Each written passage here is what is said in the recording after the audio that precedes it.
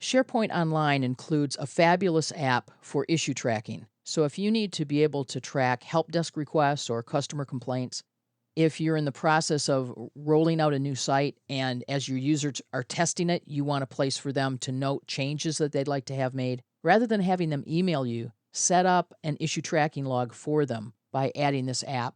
Here I am on the HR site, and we're going to be building that out. So we're following our own advice, and we're actually creating an HR issues list that they can use to be able to track information.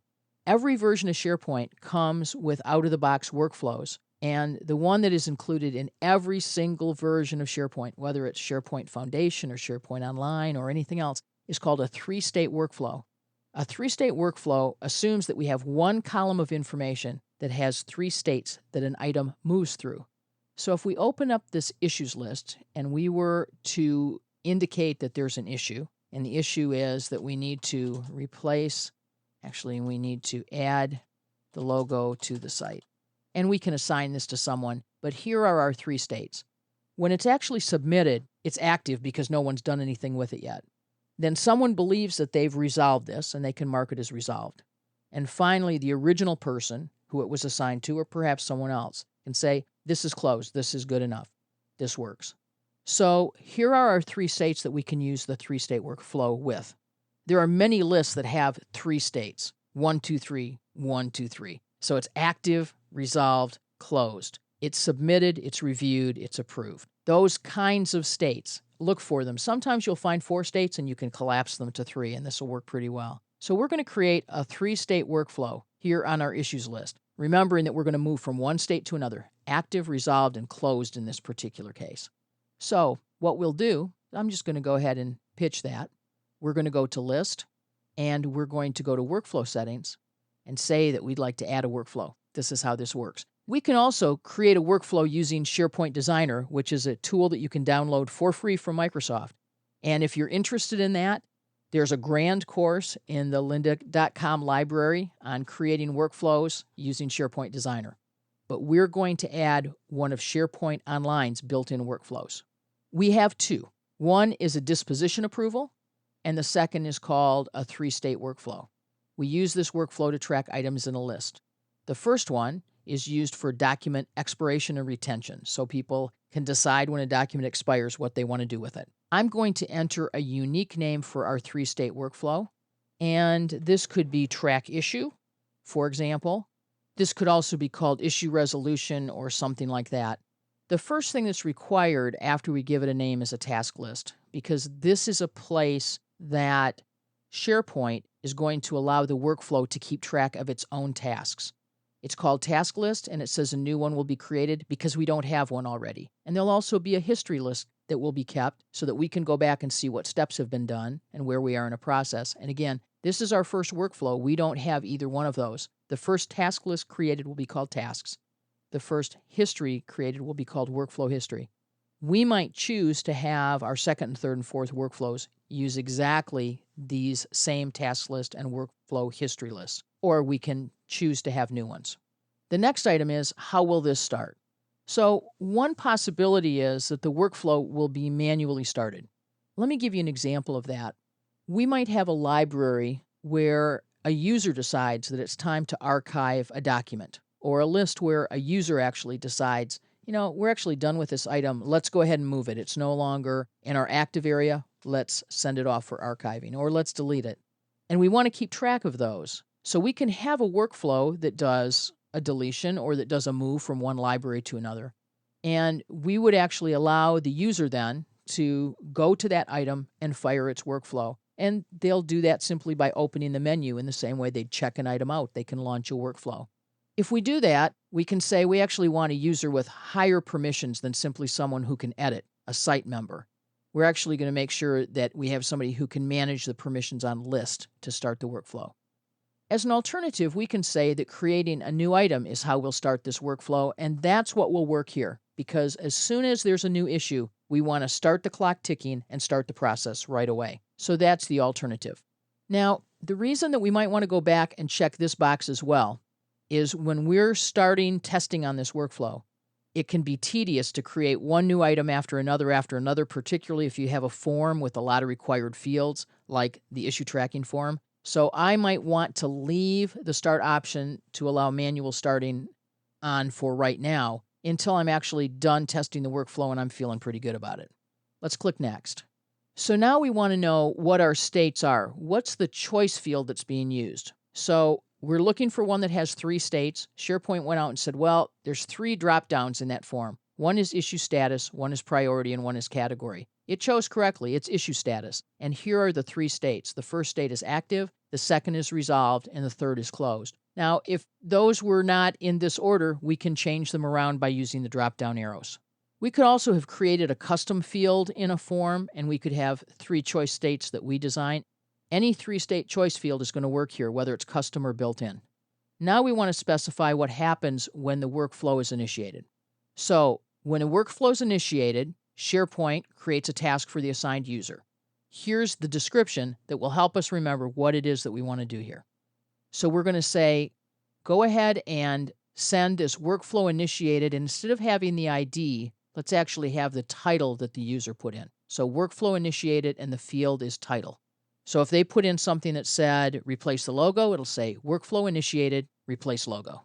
Then it says a workflow has been initiated on the following list item, and we have the description of that list item, and we're going to put a link in here. If we don't want to include the link, we would take that out. And then we would also include information about the due date that had been set. It'll show who the task has been assigned to. That looks good. And we're going to send an email message to the person that the task is assigned to. We're going to use the task title as the subject, and we're going to insert a link in the body to the list item. So what happens is we're actually sending out a custom message that says this workflow has been kicked off, and we're sending it to the person who it's been assigned to. They can get back to this pretty easily. We could include other custom information in boxes like this if we wish, but there's really no need. Now, what happens when the person who this task has been assigned to goes back and resolves it? So they go back, they do some work, they make some notes. Okay, I've already put the logo up there, and they change this to resolved because from their point of view, it has been resolved. So now what we want to do is we want to say, would you please review the task that has already been created? And we're going to say that the status of the issue is that it has been resolved. A review task has been created for the person who dropped this in the library. We're going to include the description. They may have several of these sitting here if they're doing some testing for us. And it's going to say who this was created by. And we could put some other custom information in here if we want to. Now, you might think that we want to have more information in here or make this prettier, that we want to add more information in the body. But imagine that the folks who are doing testing or the people who are raising issues at a help desk and resolving them, they're getting lots of these emails. They don't need it to be pretty. They just need it to be consistent, and they need it to work. Finally, when we've moved to the final status of closed, we're going to send an email message to the person the task was assigned to, and we're going to say this is all closed. So I'm going to click OK, and we're done.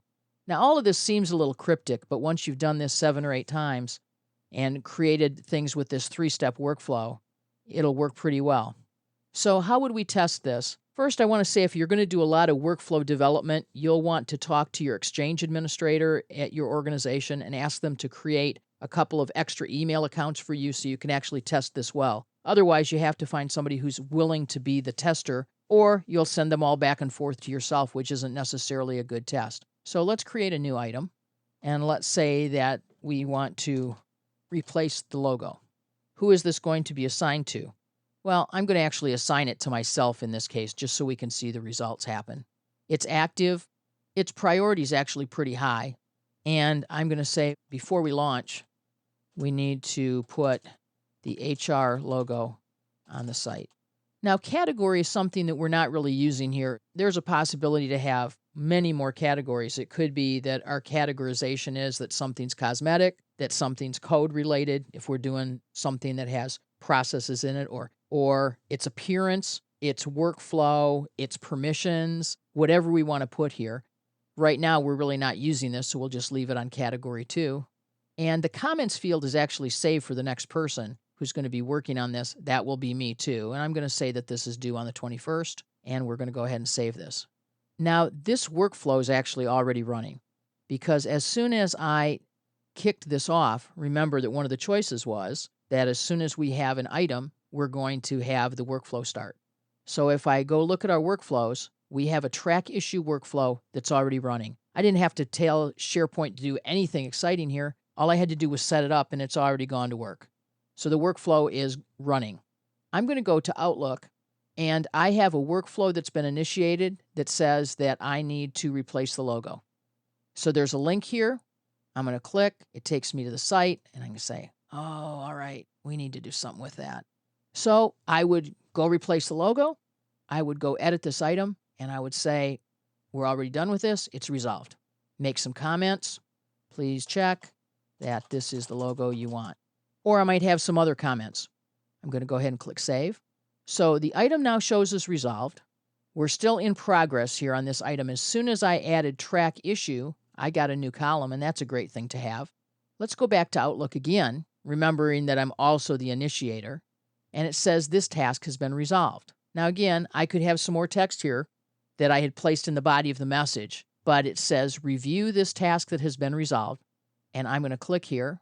I would go back and see, check that this is the logo. I would go out to the site and say, yep, that's exactly the right logo. That's what I wanted to have done. Thank you so much. So in my role now as the initiator and the reviewer, I'm going to say, yep, this is closed. I'm happy. I could leave a note here, for example. I could say, great job.